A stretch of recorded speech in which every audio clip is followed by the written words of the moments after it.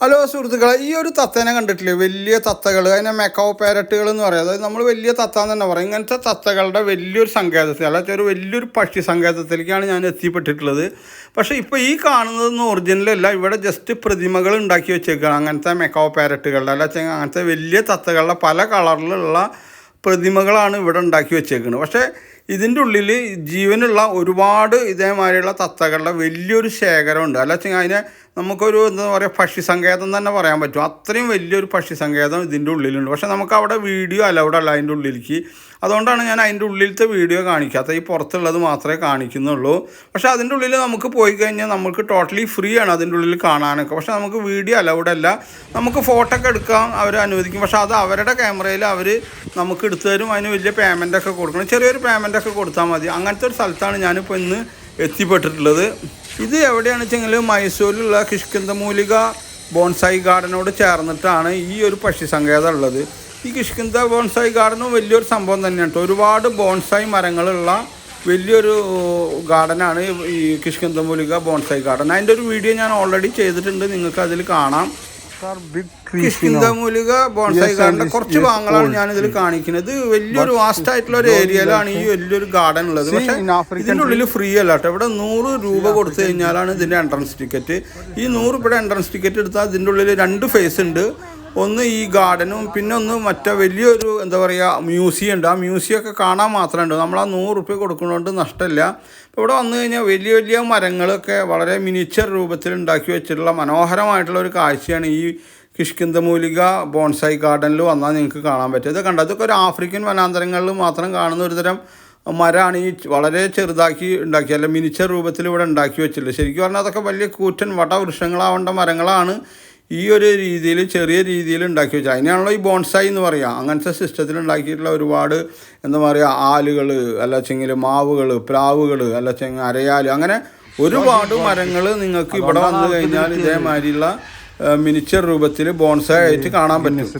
ഇത് ശരിക്കും പറഞ്ഞ ഒരു ആശ്രമമാണ്. ഗണപതി സച്ചിദാനന്ദ ആശ്രമം എന്നാണ് ഇതിന് പറയുക. അവിടെയാണ് ഈ പറഞ്ഞ ഈ ബോൺസായി ഗാർഡനും അല്ല മെക്കാവ് പാരറ്റുകളുടെ ഒരു വനാന്തരം തന്നെ പറയാം. അങ്ങനത്തെയൊക്കെ ഉള്ളത് ഈ സച്ചിദാനന്ദ ആശ്രമത്തിലാണ് ഉള്ളത്.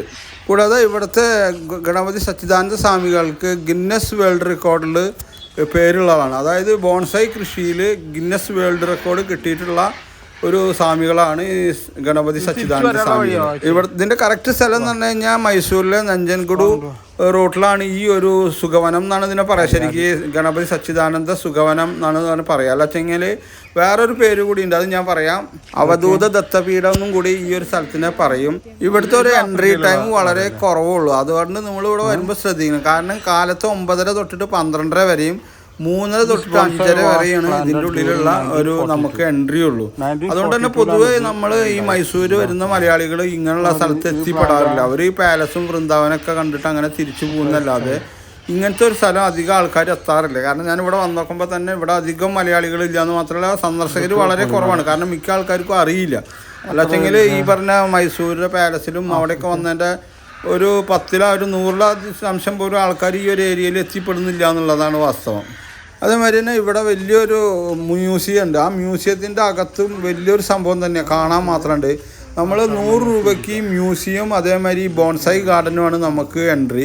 ഈ പാരറ്റുകൾ കാണാൻ അല്ല തത്തകളെ കാണാൻ തികച്ചും ഫ്രീ ആണ് അതിൻ്റെ ഉള്ളിലേക്ക്. പക്ഷെ അവിടെ വന്നു കഴിഞ്ഞാൽ ശ്രദ്ധിക്കേണ്ട വേറൊരു കാര്യം, നമ്മളവിടെ ഞാൻ കാണിച്ചത് കുറച്ച് പ്രതിമകളും കാര്യങ്ങളൊക്കെയാണ്. അത് കണ്ടിട്ട് നമ്മൾ എത്തിപ്പെടുക ഒരു ക്യാൻറ്റീന് വാങ്ങിച്ച സ്ഥലത്താണ്. അപ്പോൾ പക്ഷേ നമ്മളത് ക്യാൻറ്റീനാണെന്ന് വിചാരിച്ച് തിരിച്ചു വരരുത്. തിരിച്ചു വന്നു കഴിഞ്ഞാൽ എന്താ പ്രശ്നം വെച്ച് കഴിഞ്ഞാൽ അതിൻ്റെ ഉള്ളിൽ കൂടെയാണ് അതിൻ്റെ എൻട്രൻസ്. അത് സത്യത്തിൽ ക്യാൻറ്റീൻ അല്ലായിരുന്നു. അത് അതിൻ്റെ ഉള്ളിൽ വേറെ എന്തോ ഒരു സംഭവമാണ്. ഈ ഫോട്ടോസ് എടുത്ത് കൊടുക്കുന്നതിൻ്റെയൊക്കെ എന്തൊരു സംഭവമായിട്ടാണ് ഫീൽ ചെയ്തത്. അതിൻ്റെ ഉള്ളിൽ കൂടെ പോയി കഴിഞ്ഞാലാണ് ഈ ഒരു സുഖവനം എന്ന് പറഞ്ഞിട്ടുള്ള തത്തകളുടെ ആ ഒരു ലോകത്തെത്താൻ പറ്റുള്ളൂ. അത് മാത്രമല്ല അവിടെ യാതൊരുവിധ ദുർഗന്ധങ്ങളും ഇല്ല എന്നുള്ളതാണ്. പൊതുവേ നമ്മൾ ഇങ്ങനെയുള്ള പക്ഷി സങ്കേതങ്ങളിലോ അല്ലാച്ചെങ്കിൽ മൃഗങ്ങളും അങ്ങനെയുള്ള കാഴ്ച ബംഗ്ലാവിലൊക്കെ പോയി കഴിഞ്ഞാൽ ഒരു ദുർഗന്ധങ്ങളുണ്ടാവും. മീൻസ് അവിടുത്തെ അതിൻ്റെ കാഷ്ടത്തിൻ്റെയും അല്ലാച്ചെങ്കിൽ അതിൻ്റെ അന്തരീക്ഷം എന്ന് പറഞ്ഞാൽ വളരെ ഒരു എന്താ പറയുക ദുർഗന്ധമായിരിക്കും. പക്ഷേ ഇവിടെ ഇതിൻ്റെ ഉള്ളിൽ കയറി കഴിഞ്ഞാൽ ഈ ഒരു സുഖവനത്തിൻ്റെ ഉള്ളിൽ കയറി കഴിഞ്ഞാൽ ഒരു ആശ്രമത്തിൻ്റെ ഫീൽ തന്നെയാണ്. കാരണം ഇത്ര അധികം പക്ഷികളുള്ള സ്ഥലത്ത് ശരിക്കും പറഞ്ഞാൽ ഈ മണിക്കുന്തിരിക്കൊക്കെ കത്തിച്ച് വെച്ചാൽ വളരെ നല്ല ഒരു പോസിറ്റീവ് എനർജി കിട്ടുന്ന മാതിരി തന്നെ ഒരു അടിപൊളി സ്ഥലം എന്ന് വേണമെങ്കിൽ പറയാം. ഇതിൻ്റെ അവിടെ എത്തുമ്പോൾ തന്നെ ഈ പക്ഷികളുടെ അല്ലെങ്കിൽ ഈ തത്തകളുടെയൊക്കെ വലിയ സൗണ്ട് ഭയങ്കര ഇതായിട്ട് കേൾക്കാൻ പറ്റും. പക്ഷേ നമുക്കത് എവിടെയാണെന്ന് അറിയില്ല. അപ്പോൾ നമ്മൾ ചോദിച്ചതന്നെ. അപ്പോൾ ഇതൊക്കെയാണ് ശ്രീ സച്ചിദാനന്ദ ഗണപതി സുഖവന ആശ്രമത്തിലെ വിശേഷങ്ങൾ. അതായത് വേക്കോ പാരറ്റ്സുകളുടെയും ബോൺസായിയുടെയും അതേമാതിരി അതിൻ്റെ ഉള്ളിലുള്ള മ്യൂസിയത്തിൻ്റെ ഒക്കെ കാഴ്ചകളും വിശേഷങ്ങളൊക്കെ. അപ്പോൾ എൻ്റെ ഈ ഒരു കൊച്ചു വീഡിയോ നിങ്ങൾക്ക് എവർക്കും ഇഷ്ടപ്പെട്ട് കാണുമെന്ന് വിശ്വസിക്കുന്നു. കൂടാതെ ഇതുവരെ എൻ്റെ യൂട്യൂബ് ചാനൽ സബ്സ്ക്രൈബ് ചെയ്യാൻ വിട്ടുപോയവരും ആദ്യമായിട്ട് കാണുന്നവരും മറക്കാതെ സബ്സ്ക്രൈബ് ചെയ്യുക. അപ്പോൾ അടുത്ത ഒരു കൊച്ചു വീഡിയോ ആയിട്ട് വരുന്നത് വരെ നിങ്ങൾക്ക് എവർക്കും എൻ്റെ നന്ദി, നമസ്കാരം.